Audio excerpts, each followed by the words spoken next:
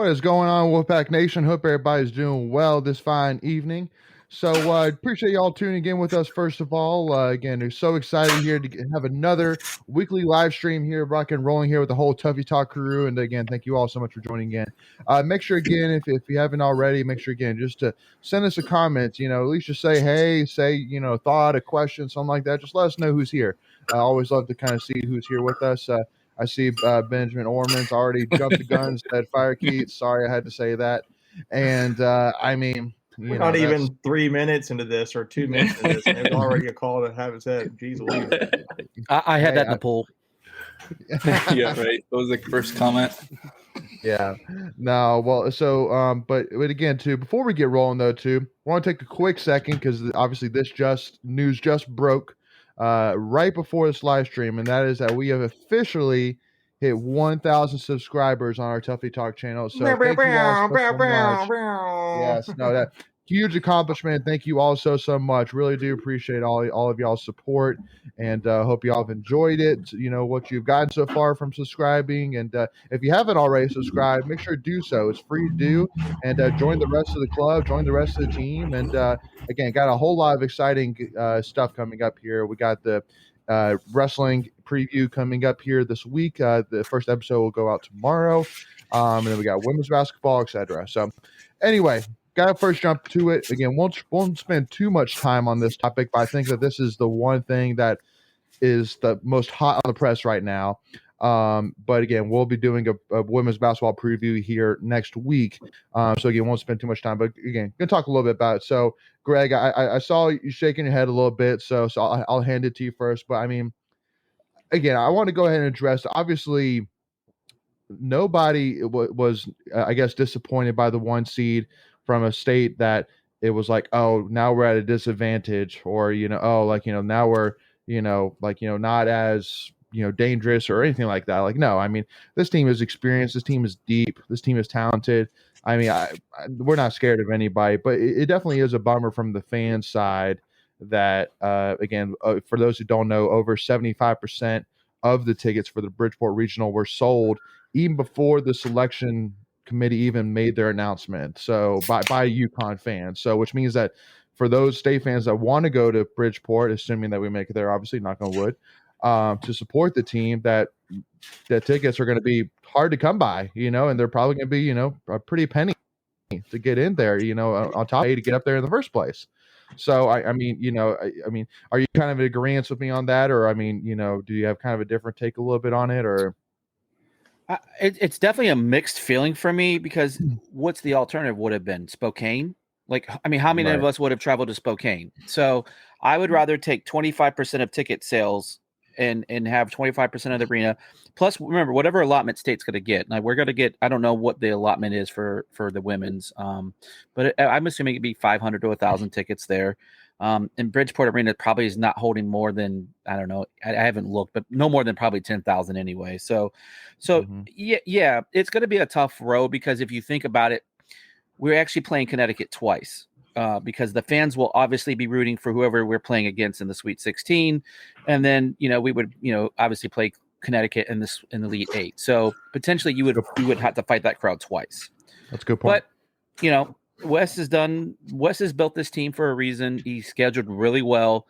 I don't think we're going to be phased in it. We played in South Carolina last year when they were, a number 1 team, and we went and beat them there. So the women won't be phased by it, but it is a little disappointing. You would think the NCAA would maybe do something a little bit better about that for their game, because they're all about preaching, equality and promoting the game, and the way you promote the game is by leveling the court. Mm-hmm. Yeah, absolutely. Macon, you have anything to add on that? No, y'all were. I know we were talking about this weekend. Y'all were more studying that than I actually kind of was. I was just more impressed and thankful that Virginia Tech men's basketball beat Duke. But I mean, I don't. If it's, to me, that the way with the bracket is, I think it's interesting that we were playing a bunch of rematches potentially. I don't like that. And I know Greg sent a statement out. I don't know, Greg, if you want to recap to everybody what the statement was that somebody had made about how they schedule the tournament, but basically it went against what they were saying they would do. And it's like, oh, we look at matchups, who they played, and we try to make it all new. And it's like, literally every team on our bracket we've played for the most part. So except for like whoever is Longwood. Except the opening match is the only team we haven't played. Yeah. So I just thought that's kind of baloney. But to me, if I'm on this team, I'm like, you know what? That'll be a little bit of maybe. I don't know if that really gets you fired up. I wouldn't know if that wouldn't get me fired up, but I would be kind of ticked off that potentially that I got put in a basically a home court advantage for UConn, and I let that be motivation for me. But I just think like, look, we beat these teams before, we can do it again, and that should be just like, it shouldn't be like this chip on your shoulder kind of thing. It should be like we're gonna go get this. So Yeah. So. No. And again, it's just really one of those things really where it's, because I remember I was on Instagram yesterday and I saw on Diamond Johnson's Instagram that obviously all the girls had like the reaction of like their name going on the board, and all you heard in the background was the players basically talking to each other, being like, "Oh man, we played both those teams." Like talking about Washington State and Kansas State, like we played both of those, and so it just kind of was, I thought, funny to me, even how like the first thing you heard wasn't like, "Oh man, awesome." It was, "Oh, we've played those teams before, so like, we're good." You're like, "Oh, okay." So. Which may play into our advantage too. I mean, just being familiar with the teams, and so. But the same thing. I think it's kind of like it's not. I'm not worried about UConn at all. It's just kind of more of a respect thing that it wasn't like a random draw. Like the committee had to plan this out this way, and it's just kind of disappointing, but not worried at all. Well, because also too for sake purposes, I mean, I mean, again, tell me if I'm wrong, but it would have honestly made more sense from a equality perspective if they just flipped UConn and Baylor, because they could have if Baylor was 6 and UConn was 5, nobody would have argued that. Nobody would have argued that at all. Losing by 9 to Texas. So that's kind of the thing I'm saying is They kept South Carolina at the number 1 seed, even though they didn't win their conference championship. They could have done the same thing with Baylor, or moved Baylor ahead of them, or whatever. I don't think anyone would have blinked an eye at it. Yeah, it would have been like, okay, business as usual, keep it moving. Mm-hmm. And this whole thing would have gone away. And honestly, I think that UConn versus Louisville is very enticing. That'd be a very enticing matchup for sure. But hey, again, it's it's also interesting that I mean, we see a potential of facing Notre Dame down the road as well. So again, there's a lot of excitement there. But I think again, the overall consensus by any means is we ain't scared. I like, for example, I'm wearing my camo NC State hat for those who are not watching today, because this weekend we're going to war for women's basketball and wrestling. Man, like we got a huge weekend coming up here for NC State athletics. So. And so got to talk a little bit here before we talk about wrestling. Benjamin Orman brought up Pac-9, and I do want to talk about that. So obviously disappointing weekend again, losing both games to Notre Dame. It was originally scheduled to be a 3-game series, but due to the weather on Saturday, they canceled the second game and could only play the second game on Sunday. And my biggest disappointment, honestly, was that both games, there was opportunities for us to take the lead, to take care of it. And really it came down to defense and bullpen. And but first of all, I got to give a hats off to Sam Heifel, Chris Villum, and Matt Willison. I mean, those 3 guys overall played really, really well. I mean, when I'm saying bullpen, I'm not necessarily saying like one pitcher necessarily versus other. I'm just saying that just how the whole situation was handled just was kind of odd. And then obviously, so many errors, terrible errors at terrible times that really hurt us. I think that's, pretty much it. But I mean, again, for me, I'm not hitting the panic button just yet. Obviously got a big game tomorrow and Wednesday against Elon and Coastal Carolina, and then a big series coming up against Florida State. But, Michael, do you kind of agree with me as well? Is it time to hit the panic button at all? No, I'd say it's we've opened the closet door. It's in the closet, but we've just opened the door. We haven't taken it out of the closet yet. The panic button. No. Well, no. Well, I mean, yeah, I'm kind of thinking. That's a kind of an odd analogy, but it's I was thinking more like Pandora's box, but okay, we'll take the closet. yeah, whatever you want to say, Michael. I'm thinking more just like I would say a little bit, not panic, but just like Yeah, there's definitely okay, like concern. this is really we have seen this swing very polar ends of the spectrum here, and we're now 9-6. I don't remember what Notre Dame baseball was They're good. supposed to. What were they supposed to be They're ranked? very Do you guys know preseason They were Well, top 10. Yeah. right now they're number one, in Really? the country or in the ACC? and in the country. The first poll came out. Notre Dame's number one in the country right now. Dang. So I'm looking here. No, there's just a Pac-9 which poll finished too. to Which one are finish you going sec- with? So Yeah. NC State was picked to finish second in the Atlantic Division, and Notre Dame they're finished actually behind us. Yeah, So they were like picked to third. finish third. Yep. So you didn't get a win against them. One game was canceled. It's first ACC series, but this is a young team still, and I know we might be still kind of rose-colored lenses because we had such a hot start. Yeah. But you were kind of looking already early on as like this. You were the hunted versus the hunter a little bit already, and I think you kind of saw that when this team got down, I don't know if they've been able to pick themselves back up just yet. And I think it's a young thing, learn how to play some defense, make sure we got our pitching straight, and they'll figure it out. But you got to think you're 9-6, and you've only gone through one series so far, and you've played teams like UNCG, who you got the win at, but you lost the whole series at Northeastern. You lost to Campbell, so I'm kind of not sure what to think of this team just yet, and that's kind of where I'm at. Like, Yeah.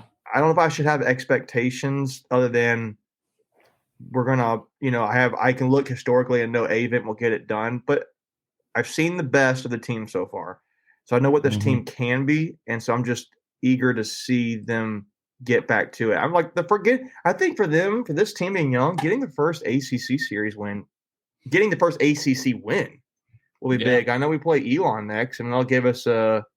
It's not a home series, but Florida State on the road. If we can get a win against Florida State, and they are ranked number 8 in the country right now, getting a win, maybe even especially a series win, that would be huge. I think for a young team for the most part. Oh, So for sure. Oh, a series win and this whole narrative changes real quickly. Confidence. Yeah. But and Benjamin brought up is Tommy hurt? I noticed him limping around this weekend, and I haven't heard anything about that in terms of Tommy possibly being hurt. But one thing I do want to mention though about Tommy is I know that I was actually talking with a family friend of mine, and he was basically going at me saying like, oh, these past 6 games, all you've seen is what you're actually going to get out of Tommy White, which is just a normal 200 250 batter, he's not actually that good, and blah blah blah, look what he did this weekend. It's like, okay, well, I'm not a baseball expert by any means, so one thing I do know is that with a guy like Tommy White and how much of an impact he made to start, you knew that teams, especially Notre Dame, that is well coached, is going to watch Tommy's tape exactly, figure out exactly what pitches he likes, what pitches he does well with, what pitches he doesn't do well with, and they're going to make sure that they do not give him any pitches that he likes. And I think you saw a lot of that this weekend. You kind of saw a lot of that. So again, and you might say, well, I mean, so is Tommy ever going to figure out? Oh, absolutely. No, I mean, I guarantee you right now, he's probably watching film right now, seeing what pitches, he's weak on, and he'll figure it out. Again, he's a young guy. Again, he was in high school last year, ladies and gentlemen. So I mean, he'll figure it out, y'all. I mean, it's like, everything we saw at the beginning of the year. Like, yeah, he's not, going to hit a home run every single time at probably any point during his career. But I mean, could he be, arguably one of the, could be 3 years after his 3 years here, be one of the better power hitters in the history of in-state baseball? He could be. Sure. He has that potential to be, for sure. So that's kind of my original thoughts. But Greg, anything to add on that? No, I mean, you hit it spot on. I mean, people need to realize he is a true freshman. And so, like you said, when he first came in, they didn't have tape on him. He got really hot, just was seeing the ball really good. And that's the thing about baseball. This is a sport where when you fail 7 out of 10 times, you're a 300 hitter, but you're still failing 7 out of 10 times. Yeah. So people need to put that into perspective. And, they always say it's the hardest thing to do is hit a round ball on a round bat. So there's going to be times where he's going to see it as a beach ball. And there's going to be times he's going to see it as a ping pong ball. Right now, he's just going through one of those things. He'll figure it out. We've got great coaches that will get him straightened out, and he'll get back on track. I'm not worried yet. Like the famous Michael Tracy said, we've opened the closet, but we haven't taken anything out of it yet. So it's up there on the shelf. That's a better way to word that. Exactly. And again, too, it's kind of one of those things too that, especially too, I think one of my biggest worries is that I think all of us as State fans look at last season and go, oh man, we should be back there. Like we should be just as good as that team last year. When it's like, they even said, every single guy said at the end of the day, yeah, they want to get back home. There's no doubt about it. But it's kind of like, we got to keep our expectations within reason, just because, and not let last year really just drive our expectations of, okay, that's where we should be and then some. We can't necessarily go off like that. All these guys, again, 7 out of these 9 players in the batting lineup are brand new to the team, and then one of those starters, JT Jarrett, has been out for half of the games due to a hamstring injury. So and Devontae Brown, he's kind of started off wishy-washy, but again, he's gonna get figured out as well. So it's, again, baseball is a long season. Again, we're only a little bit over a quarter of a way through the season. We still have a ton of baseball left, and we just started our ACC schedule with it. And at the end of the day, if we can figure things out during the ACC schedule, we're right there. It's no need to jump off the cliff or even look at the cliff yet. So it's a fickle sport.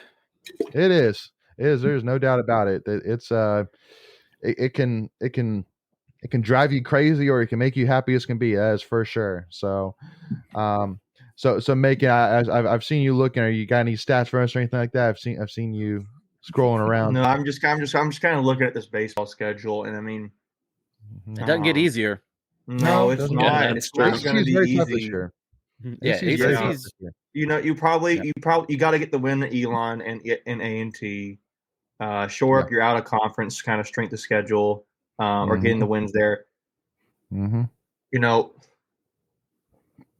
don't know, man. I'm just really curious. I feel like you can get when the game against Campbell in a few weeks. You got to get that back. Georgia Tech's going to be a big one. That's a very winnable series. We got to get on the Clemson is not crazy to think about either. It's on the road at Clemson, and they will be packed for that. Clemson's actually surprised some folks this year. They weren't. I'm not saying they're going to be amazing, but I'm saying no. But they've started better than people were thinking they were going to start. So Northeastern took one game from them, at least one. I don't know if they got any more, but no. But I'm sorry. Well, no, I was going to say, and then on top of that too, Michael, just like you're saying, South Carolina won their series against number 1 Texas. So, again, it just proves to you that, again, so what, if you're a Texas fan, are you jumping, the gun? Or if you're Mississippi State, where you started off 6-6, are you going to be questioning your team too? No, you're not questioning them. Just give it time. Right. Go ahead, Macon. Nothing. I'm just thinking, they got to figure out a way to get a win against Florida State. At least if you can get a win, they're a top 10 team right now. But then again, State was ranked top 5 or top 10 around there a few weeks ago. So they got to figure out to get a win there. That's just one thing I'll be looking for and against that series. And they've got to get these 3: Elon, Coastal Carolina, A&T they got to lock those in. I think Coastal Carolina actually will be. I don't know if their baseball's pretty good, but I think they're not terrible. So they're above average. Yeah. No, that's what Coastal Carolina eats, breathes, and sleeps. Hold on, sorry. Well, football recently. Football. I know. Yeah. I'm not even used to that. Even thought. Yeah. Coastal Carolina's good at football. What? I haven't even wrapped my head around that yet. With that coach, they're good at football. Yeah. Is he getting hired away, Silent? Did he get hired away? Not this year. Did he get a new contract? Nope. Yeah, I don't know what they gave him, but he's still there. He's still there. But the other thing, Macon, I think you were probably going to get there is you got to win these home series. You can't give those away. So I don't know, but again, every season's different. But if you look at last year, this is kind of the same pattern we did last year. So again, it's not saying that we're going to end the same. What we hope we do, but Sure. we literally just passed the 1/5 mark of the season. So like, I think game 12 was 1/5, and what was it, 9-6? Is that right? There's 9-6? 55. There's 55 games games right now in the regular season. So I thought it was 56, but yeah. So, but Splitting anyway, hairs, but point being, we're still way early in the season, folks. So Still early. So no need to jump lots yet. of time. And then you still got two of the best in the country, and Coach Avon and Coach Hart leading the way with this squad. So no worries whatsoever. But I mean, overall too, I mean, like somebody like one positive is actually Josh Hood.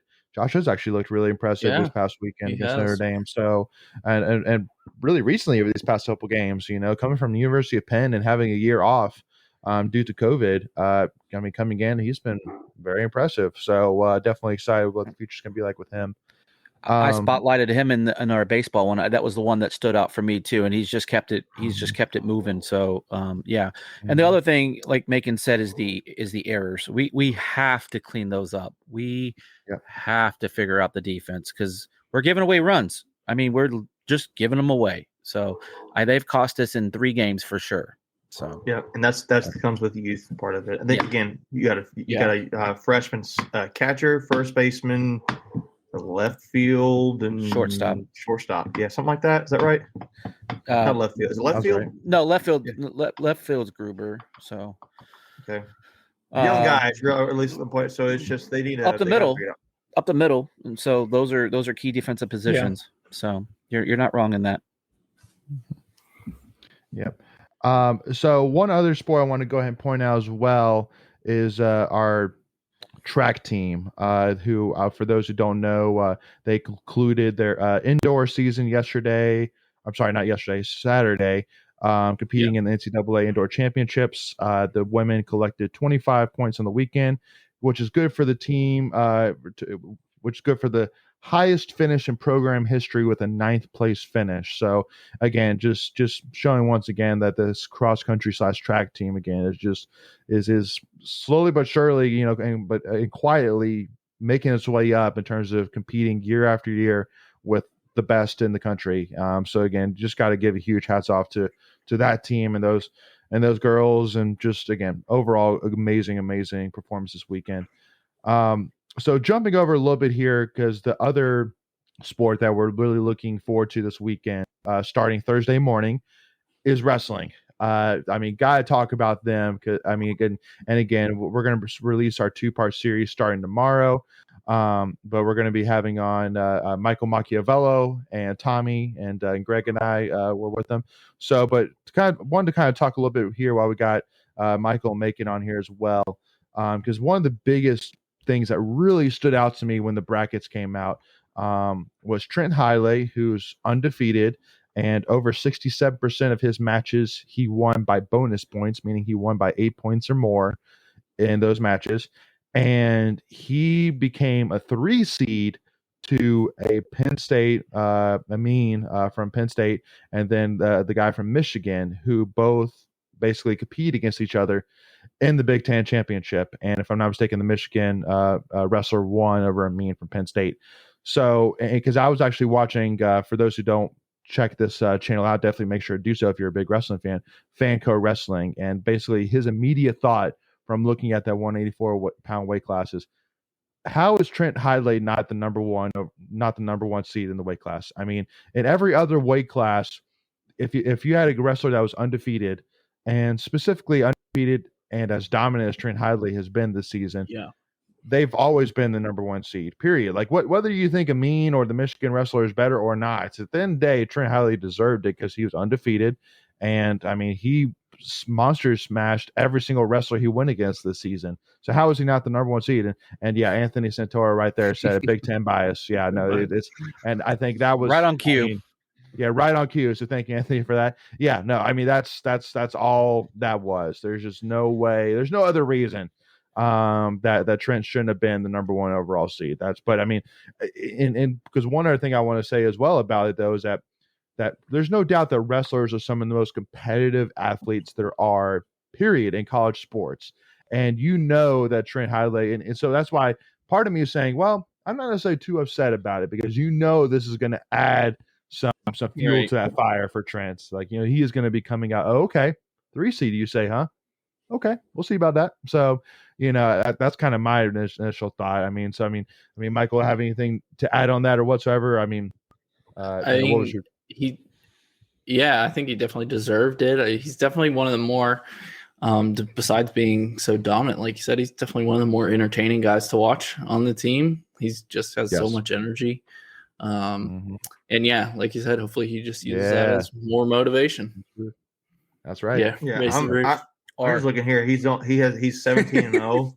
He's 17-0. The other guys have 1 loss each. Yep.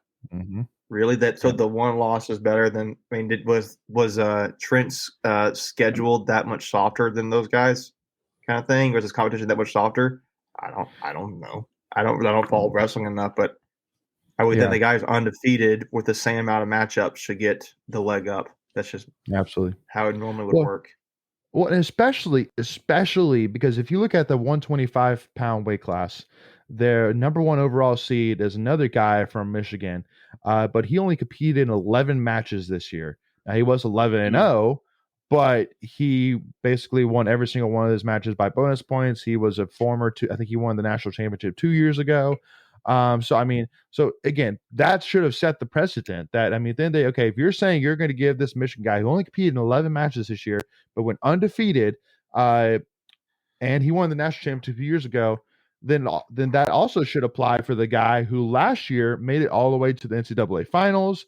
He was undefeated this year, and he won over 67% of his matches by bonus points. So to me, that's exactly the same situation. So why do you put 1 at the 1 seed and 1 at the 3 seed? And it goes back to Santoro, Big Ten bias. That's it's the only explanation. But if you look even too at the 157 weight class with Ed Scott at the 4 seed, I mean, like that seems fair. He's 22-1 and his record. The next guys above him are 19-0. I don't get the Ryan Deacon from Northwestern, who's 13-0. That's 13. Wow, that's a lot less. And then David Carr from, I guess, Iowa State, 21-0. I mean, that makes sense. It's fair. I don't get the 13-0 thing, the guy being second seed, but it seems you look at the other brackets, it's pretty consistent. The undefeated guy gets the higher ranking. So yeah, let that be fuel for Trent. I would be kind of ticked off personally. Yeah, for sure. The one thing though that it was interesting, and it'll come out in the podcast, so I don't want to give too much away. But I think it was Michael. Yeah, it was Mike, or I can't remember Tommy. But they said don't read too much into those seeds because it never fails that the 1s and 2s get eliminated. So, you know, so if you're the best, it'll show. Exactly right. And that's essentially what they were. The point. This is what they were making. So, at the end of the day, you got to go out there and wrestle. Yep. And kind of adding to it a little bit more in terms of Greg's point being that with wrestling, it's such a mental game. You know, there's really so much that goes into it. I mean, there's tens of thousands of fans there. You know, at any one point there can be, you know, 4 matches going on all at the same time. There's a lot going on. There's a lot of noises, a lot of whistles. So it's very easy to even a half a second lose, you know, your train of thought, and then the opponent takes advantage. And because, I mean, for those who watched Mekhi Lewis, Hayden Hidlay, and Clay Lout, you know, which is with the 174 weight class, I mean, pretty much all whenever those guys compete against each other, it was just simply a 1 mistake match. Hayden Hidlay made 1 mistake against Clay Lout. Clay took advantage. Hayden made 1 mistake against Mekhi Lewis. Mekhi took advantage, and then Mekhi made 1 mistake against Hayden. Hayden took advantage. So again, that's kind of one of the biggest things. But and that's why I'm telling you, I'm going to be glued to my seat watching every single one of these matches. This is going to be an incredible weekend because also too, again, one thing I want to keep in mind as well for all the state fans out there listening is that this is probably, if I'm not mistaken, the first time that we've ever had all 10 wrestlers go to NCAAs, which is huge from a team points perspective, again, because that means that's 10 wrestlers that are vying to get team points for you. And because there's only 3 schools, if I'm not mistaken, that have all 10 wrestlers there. So, and we're one of them. So again, Go ahead, Michael. Even if you don't, even if you don't have an individual win and in their weight class, they can still contribute points. So the more people you have there, the better chance you have of winning the whole thing. Yeah, and the favorite Penn State didn't even have all 10; they only had 9. So that just goes to show, like, we're right there. We have a chance, and so let the wrestling happen, and then the points accumulate, and may the best man win. Hopefully, State. Yep. And because again, one other thing I want to remind State fans as well is that our best finish that we've ever had from a team perspective was 4th, and that was back in 2018. And so, I mean, I think that even if we come out of this like with a 2nd or a 3rd overall, that's super impressive. And hopefully, because we've also never had 2 individual championships in the same year either. And so again, if you gave me a contract right now saying 2nd overall finish with 2 national title winners, I'd be thrilled. We have 4 wrestlers in the top 4 seeds, so there's 4 really solid opportunities there, to bring home an individual national championship. Yep, and you got to obviously circle Tariq, Trent, and Hayden, but Ed Scott definitely. There's no doubt. Again, I mean, for the fact that he went 22-1, and the one guy he lost to, he pinned. He pinned in the championship tournament. So I mean, just like, okay, this guy's not better than me. Watch, I'm pin this guy. So and his mom almost had a heart attack when it happened. Yeah, no, she was really super. She was hyperventilating and like. So basically, the story behind that is, I guess there was a fan, which that will go unnamed. There was a fan that will go unnamed that I guess again was so excited. Not me this time. Not me this time. No, it wasn't Greg. But because again, I mean, for those who haven't seen it, basically what happens, I mean, Ed literally went from like a position of like it looked like he was about to get pinned to Ed flipping him to, and now he was on top, and so it literally went from he rolled right through him. And after he pinned him, one of the fans that was right beside Ed Scott's mom basically wrapped his arms around her and basically squoze her and was like so excited, and basically like he's squoze her, and it basically like when he released it, like it got her lightheaded. It's a poor thing, it was but I mean, she was fine, no big deal. Yeah, she was fine. And he was very, very apologetic. So again, that's why I'm not here saying you need to go after him. Like, no, like at the end of the day, it was it was unfortunate, but at the end of the day, everybody's fine, so no worries. But just kind of a little funny story. It was very emotional, though. I mean, it was amazing. I mean, like it was. I mean, it flipped like that, and I was like, what just happened? Like, and we all got. Yep, go ahead, Michael. And that was a big upset too, right? Like he wasn't favored in that, was he? Austin O'Connor match, the championship match is one you're thinking about. Oh, okay. Because the Virginia guy was in their initial. Because the Carolina Austin O'Connor, he won the national championship in 149 weight class last year. So he was definitely unfavored. But again, the one thing I want to say once again is that exact moment is one of the biggest reasons why I'm telling you that if any state fan out there is not following wrestling, that right there is the exact reason why. Because I mean, you literally went from a moment of holy smokes to literally within a half a second to holy smokes, like like what the heck just happened? It was incredible. So, and I gotta say, Leighton, you've gotten me pumped up for wrestling, and I'm all in on it, and it's exciting. I mean, and Michael, you were there that night when we went against Virginia, and it's making you. We got to get you on the train, brother. Oh, I know. I'll be at the spring game for football. We gotta cover all our bases. So. I could tie my shoe. Yeah, exactly. Yeah, no. And again, I mean, so that's what I'm saying. There's never a better time than right now to jump on the train, and also too, because again, one other thing that was announced right before the live stream as well is that Pat Popolicio was named the Coach of the Year finalist for the 5th year in a row. National That's Coach of the Year crazy. finalist. That's just crazy. Mm-hmm. Yeah. 5 years in a row. 5 years in a row. So I'll tell you who wasn't on that list was Connor Scott from Carolina. Our favorite coach. Anytime I can throw shade at that punk. I hope he's listening. Yeah, he's tuning in. He's nothing You're better one of our 1,000 subscribers. Yeah. And Anthony also said that he's going to be putting the NCAA preview article on Back in the Pack probably tomorrow morning, if you guys want to check it out. So yeah, definitely. Thanks, Anthony, for that heads up. We'll definitely do so. And again, hey, it'll pair quite nicely with our podcast with former national champion Mike Machiavello and former NCAA qualifier Tommy Gant. So perfect little combo there with 2.5 days left until first matches. So again, that'll start Thursday morning. So just go ahead and circle down your calendar, and basically it's going to be a match in the morning, in the evening on Thursday and Friday, and then they'll have the consolation Saturday morning, and then they'll have the final Saturday night. So can I answer Benjamin's question? Yeah, let's go and jump into it. Yeah, March Madness. Let's do it. Go with whatever animal defeats the other animal.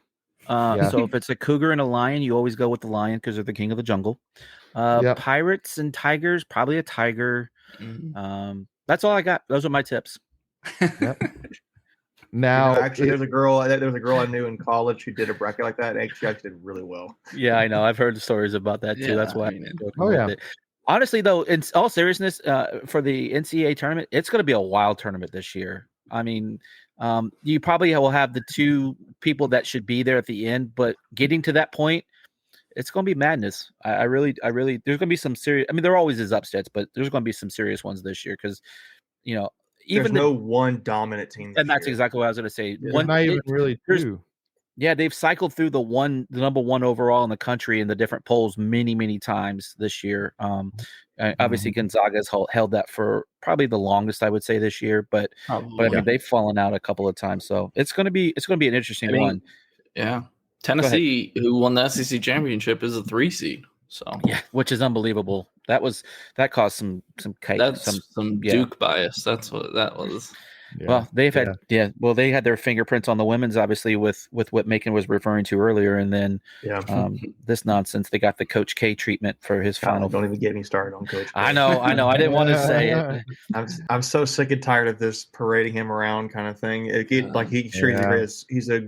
the greatest coach ever, but it's like the fact that he has nothing to hold on to this season so far is pretty sweet to me. But, it's very conceivable he gets knocked out in the Sweet 16 by Texas Tech. Yeah, I got a coworker of mine, Texas Tech grad. I was like, dude, you guys can totally beat them. So, I would say what too, man. If Virginia Tech plays like the way they played, they are losing many games because they matched up against Texas, and then the unfortunate thing is they got Purdue. That's going to be tough. Yeah. I'm going to be betting on Purdue to go far. We almost beat Purdue and we beat Virginia Tech. We should be national champions. Yeah, right. There you go. There's a chance. No, there's no chance. I have not really gotten a chance to study this bracket. I think I'm really liking the fact that Carolina got put in the Baylor bracket because Baylor is really, really good. I think who's the most vulnerable 1 seed, in you guys' opinion? Because Arizona, Gonzaga, Baylor, and Kansas. I would say Kansas. I think Kansas. Baylor. Really? You think Baylor? I think Kentucky. I think Kentucky will make it to the Final Four out of that. Yeah, I definitely thought. Yeah, I mean, when you say most vulnerable, I mean, I guess it depends on when you think they're going to be vulnerable. Yeah, like early on, or like when you get down to the nitty gritty. I'm going to be curious to see. Have you guys seen anything on Arizona this season? They're legit. Pac-12 team. Is Pac-12 ever really that great? I'm in bed before they play. Their metrics are pretty good. Yeah. Metrics are pretty good. Well, metrics aren't always great either. Virginia Tech was really good in the metrics, and they're an 11 seed. So, but I've seen a lot of big name, people predict Arizona to win it all this year. I mean, there's no doubt there's been a lot of hype, and like for me, I picked Kentucky to win it all in my bracket today. And more just because, again, I mean, just I don't know. I just think that again, Kentucky is just one of those weird teams that I mean, if they want to play well, there's not many teams that can beat them, but they're just so like this. But I don't know. I just look at the bracket. I just see them making a run. But I hear their women's team's pretty good. They're a dark horse in men's and women's this year. I was doing that more for your wife. Just wanted to throw some more shade at her. But you're right though. You're right. They could do some damage. The women's Kentucky team can. They're like one of the hottest teams in the country on the women's. Because they're in Louisville's side of the bracket, correct? Yeah. for women. Wait, Kentucky? I thought they were in ours. Kentucky. I've No, got my they're not. money. I've got my They're money ours. on back of men's They're basketball. I got my Which money one are they in, on- Michael? Which one are they in? Are they in ours? They're in ours. Yeah, I thought they were. Oh. Yeah, I We thought would play them in the Sweet Sweet 16. 16 Who if is they this? were to beat Kentucky women, because it's Oh, yeah. it would either be them or Notre Dame. Yeah, exactly. Yeah. Yeah, it's like I studied our bracket. Personally, I pretty would give well. me. I think Kay Yow. I mean, not Kay Yow. Debbie Yow would love a Kentucky NC State matchup. She'd have to be there because Debbie Yow coached Kentucky. Coach at Kentucky. Yeah. Oh, that's right. That's right. Yeah. I did forget about that. Yeah. Yeah, so that'd be kind of cool for her. Yeah, it would be and cool I think for her. I would love to see that. To me, we've already Yeah. played Notre Dame. Give us somebody else to take down. So So that's a good question. Yeah. Do you want to? I mean, let's not get too far into this because we need something to talk about on Wednesday. no, Yeah. I would take. I'll give my opinion right now, and then I'll give my. I'm gonna give you more ACC takes. I would take Kentucky just for the fact that it would at least give you one. There's more better chance the ACC lasts longer. That's the only reason why I would say Yeah. that you play them and you last longer. Now I'm done with talking about that. But jumping to back to men's basketball though, you know, one of the things that I definitely think is I mean, like again, it's going to be a very interesting like I don't know if you guys have looked. I mean, obviously, one of the things that you always have to look at when you're filling out a bracket is the 5-12 matchups because every single year, Yeah. without hesitation, Always. there's always at least one. Yep. And I think I picked 2 upsets if I'm not mistaken. And see, I need to go back and find it. When you're doing your brackets, Um, do you feel like because of that, like you overthink it because you're like, well, there has to be one. So then now I'm going to pick one. And then, of course, that's the one that doesn't. Probably. Yeah, that gets me every time. But I don't know. You just have to. You got to pick some upsets. So it's just like Yeah. you gotta Yeah. roll the dice. Yeah. The other thing with Yep. you know, thinking about it more, you said which one seed is most vulnerable. I do think Kentucky will make it to the Final Four from that region, but Kansas also doesn't have an easy path. They got to play Iowa, who just won the Big Ten, Yeah. and then potentially Wisconsin or Auburn. So Mhm. That's tough. All That is a four of tough those. one. I'll I tell you, could an see interesting any matchup four right of here. those. You guys notice that Duke has a good chance to play Michigan State again. That'll be a Yep. Hall of Fame coach matchup to see who advances. And Yeah, who they can- did that I on mean, purpose. if That's I'm been a Michigan talking. State, I'm going to give me that win. Just send them packing. Don't even give them a banner. I would be all about that with Michigan State. Yeah, And that was I a talking point. honestly, I don't from a basketball fan standpoint. I would have liked to have seen that matchup become a little later, something like because that seems really early for either one of those coaches to go home. But Yeah, Michigan State's not been good this year. Oh, though. yeah, Michigan State's not that good this year. They've been up and down. oh, I know. the I'm not whole saying season. they're. I'm not. No, I saying know. that. But you mentioned the 5-12 matchups. You know, a team that I think actually could do, which it stinks for them because they're matched up with them. But I'm going to be. I think Richmond's really good at basketball. Richmond's really good. That's and- exactly what I was about to say. I actually Well, had watch the them- Big Ten champ go down to Richmond. Fun fact. We want to have fun facts. I was at the very first 15-2 upset, and that was Richmond versus Syracuse at Cole Fieldhouse. So I was Wow. at that game. It was the first time that 15 had ever won a opening round game. So, but yeah, Richmond, they've always been good in basketball. I mean, always. Yeah, they always Yeah. have been. That whole city. I He mean, you got does. Richmond, VCU. I mean, that's a good basketball city. Yeah, it is. Mhm. Live And- He there. does. and since I already did my bracket, I'll kind of give you guys a little bit of background on my Elite Eight. So I have Gonzaga beating Duke to go to the Final Four. I have Tennessee beating Arizona to go to the Final Four. I have Kentucky beating Baylor to go to the Final Four, and I have Auburn beating Providence to go to the Final Four. So you got Chet Holmgren from Yeah. Gonzaga. You get into you think Best so name. you got them. You got is it Gonzaga in the national title game? You got So I have Gonzaga versus Kentucky and Tennessee versus Auburn in the Final Four, and then I have Kentucky Auburn? versus Tennessee. Gosh, you got a lot of SEC Fucking going hell. on there. Yeah, I did. Yeah. Again, I mean, Auburn, been a good Tennessee, conference. Kentucky, like, and then that on would the be other side, you got SEC's like dream right situation. Mm-hmm. And you got I a mean- former NC State player coaching with Tennessee and Justin Gainey. So solid. Oh yeah. Yeah. Yep. Mm-hmm. And a lot of people handing out saying, "Huh, he could be Yeah. a head coach somewhere next year." yeah, Yeah. yeah. Well, I want to get to this then. So we've been talking about there's into the college basketball in general, but I want to go to men's the state's team. So everybody saw that Jalen Gibson transferred out, and Yeah.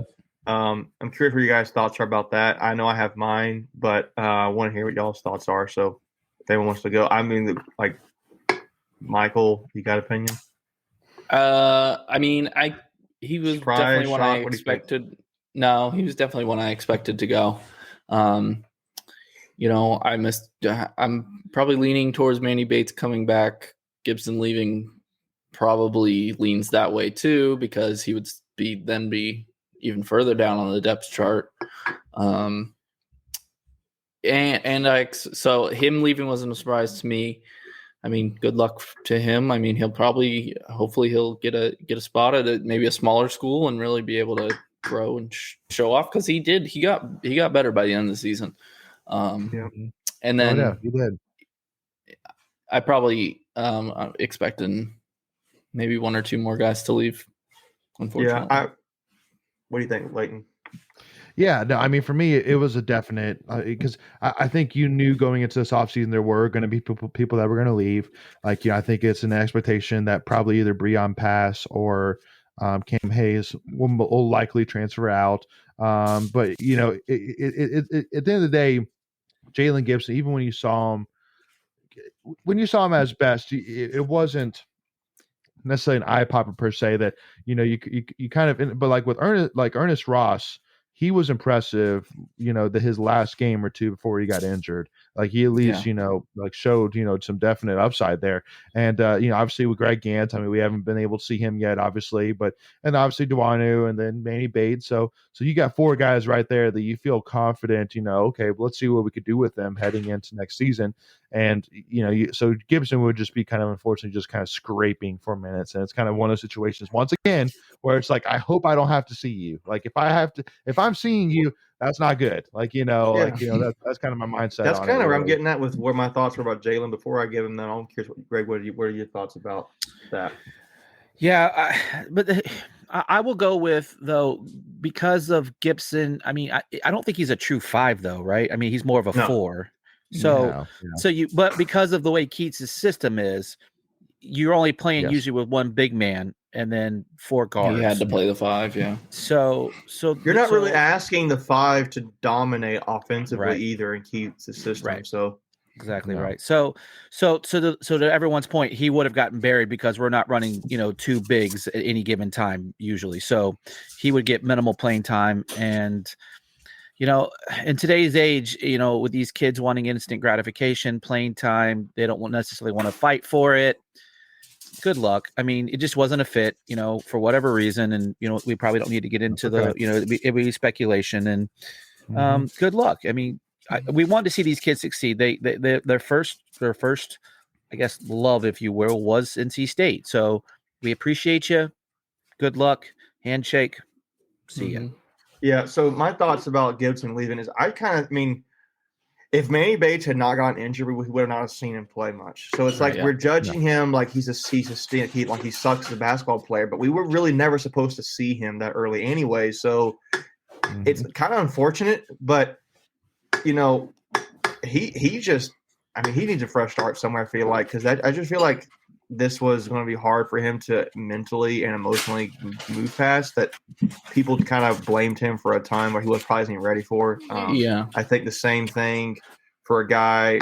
I don't think the same way about this, but another guy I could see leaving is Cam. I know some other sites have kind of speculated that, but I genuinely think he could use a fresh start somewhere else. I think Breon kind of sees the potential, like, okay, I earned some playing time later down the stretch, but Cam was a starter and then got benched. So it's like, you come back from that, and if Dillingham comes in, then are you really thinking you're going to be the starter potentially? So I think he would want to roll somewhere else. Well, and again, it's kind of one of those things too, where it's like, obviously then Keats can make a decision in terms of what the fans think.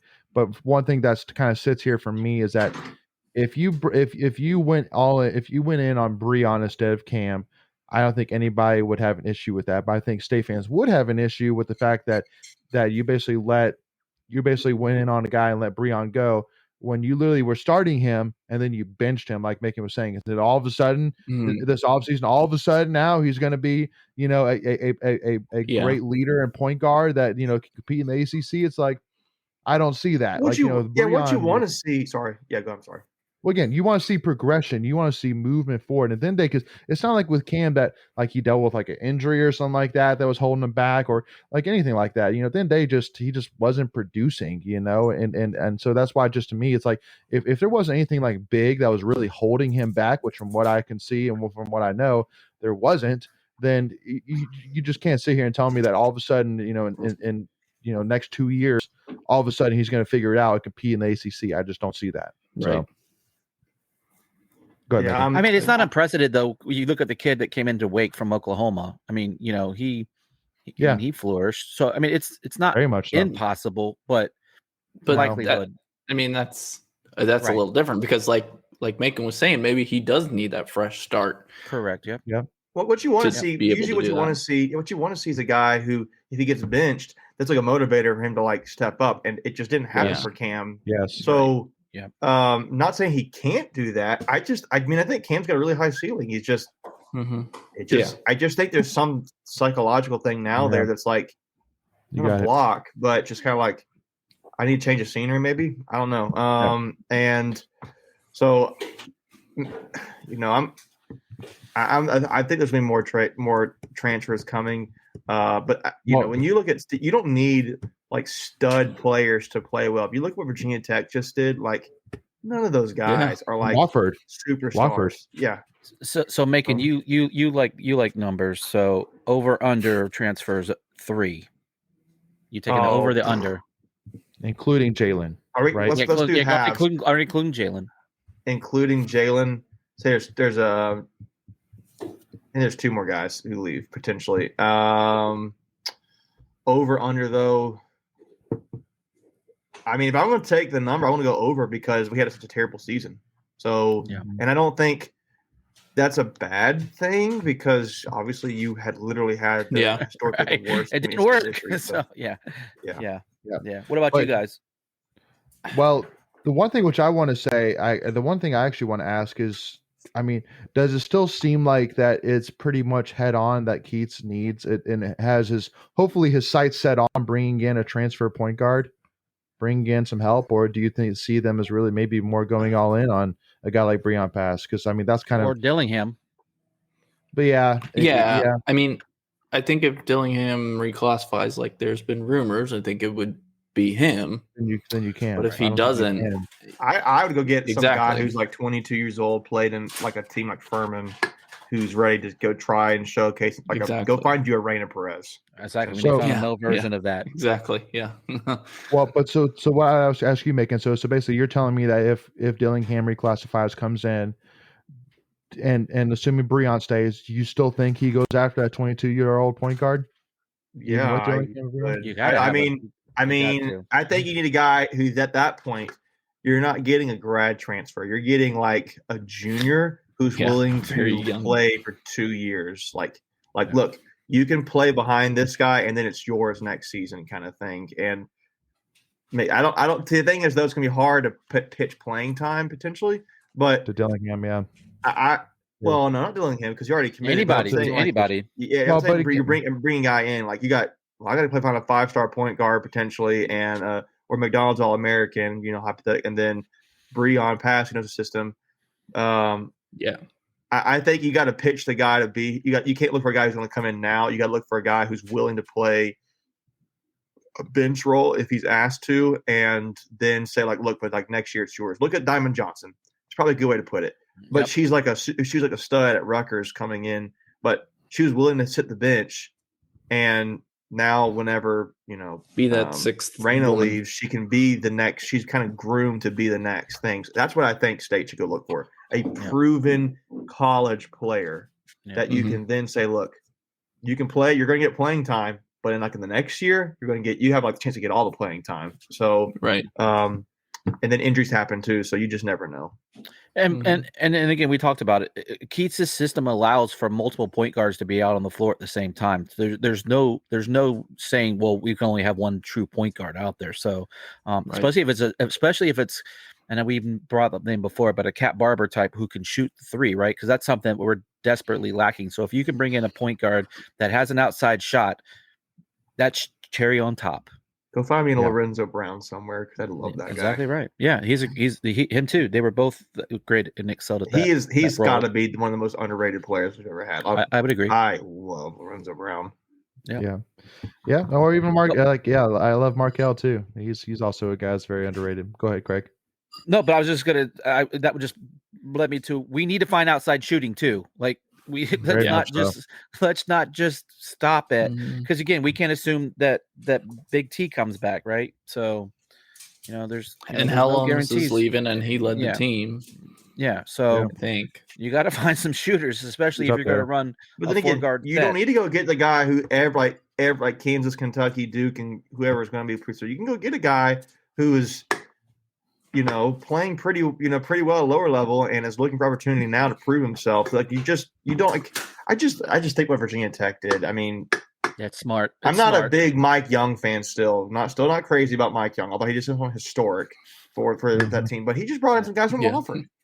Guys from Wofford who can shoot. I mean, like Kevin Aluma, they said it in the game. They said he was asked at Wofford or wherever he was to shoot. I think he took 2 threes in his time at Wofford, and then since he got Virginia Tech, he's shot 120 something threes. It's like you just don't know, and it's just like you guys at lower level, not bad. They just don't have maybe one better opportunity. So, that's what I think. I think you guys with experience who've been played at lower level for like 2 or 3 years want to play another 1 or 2 years at a higher level, see if they can do it.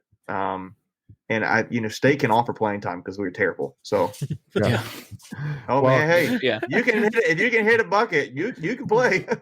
Yeah, I love your brutal honesty, Macon. we're horrible. We were. We were horrible. Well, we literally had the worst NC basketball season. Couldn't be worse. Yep. Literally had the worst. I lost count. Was it 21 losses or 20 losses? I think it was 20. Was 21? I don't know. 21. Was it 21? I thought it was 21 with the ACC. Yeah. Oh, yeah. Sorry. Yeah. Yes. Yeah. No, I know, right? We all want to relive that nightmare. So. But it's kind of funny though, / sad. But it's kind of like it's not like it's funny, like haha. It's funny, like oh okay, like that. Literally, like with football, like if we talk football right now, I would say, I mean, our weaknesses are like offensive line, running back, like slightly. But like for basketball, it's like 3-point shooting, point guard, big man, bench, coaching, assistant coaching. What about pretty much everything? Pretty sure the water guy is not even that good. Are we the water boys? Yeah. Well, to me, your shooting guard and your small forward will be your best positions in this team this year. Yes. But showed how badly you need interior presence and how badly you need a distributor. Like you can't. Those are those. I don't know if those. Let me ask you this question. It's an interesting question, and I realize we're right at an hour. But what would you say is the most vital position on the team? Because to me, it's point guard. Point guard, yeah, for Yeah, sure. just like quarterback. Just like quarterback for football. Right. And you had nothing. I mean, you had nothing. It's what you wanted. You thought Cam Hayes was going to be that. It didn't happen. So. Yeah. Again, go find a Raina Perez who's on a lower level, looking to have playing time. You can offer that. Or in the ACC. In the ACC, you can offer that. Well, and you need it, but they also have to be ACC caliber. Don't just go grab one. Take a guy. One. Yeah. Well, because like give me a guy like even like a guy like a Tyler Lewis, he would be perfect in the system. Why? Because again, you don't need a guy that is like a Cat Barber that's like scoring 25 points a game. You don't need that. You just need somebody that can get the ball to Big T and Sebron and Bates. Give me eight if I can bank on 3 assists a game on average and average that, I would take that in a heartbeat because 3 assists a game on average, that's a lot. But give me 3 assists and about 8 points. Yeah. Right. Yeah, I don't need you to score. I need you to distribute. I mean, I want you to score. I want you to be dynamic. I'm not going to stop you from scoring. Yeah, but it's just, if I can count on an average of at least of like 8 points a game, 2.5, 3 assists a game, I would take that. And because low turnover margin. Yeah. Well, and again, I would pick the perfect for a unicorn. Allen Iverson. That's who we want. Allen Iverson. Second coming of Allen Iverson. But, amazing. I mean, I'd take Allen Iverson. It's not bad. Well, and speaking of Bubba Chuck. Well, but and speaking of too of Allen Iverson, I mean, like the one thing I will say again, because I've seen this guy in person and talk a little bit more about Robert Dillingham is, I mean, there's no doubt from watching this guy play and all the scouting reports and all the highlight tapes you see, I think that dude knows how to distribute. That dude knows how to make a team better than it actually is. Robert Dillingham, Dilly. Oh, so I saw one of the the ranking people had him as now moved up to the number 6 overall player in the country.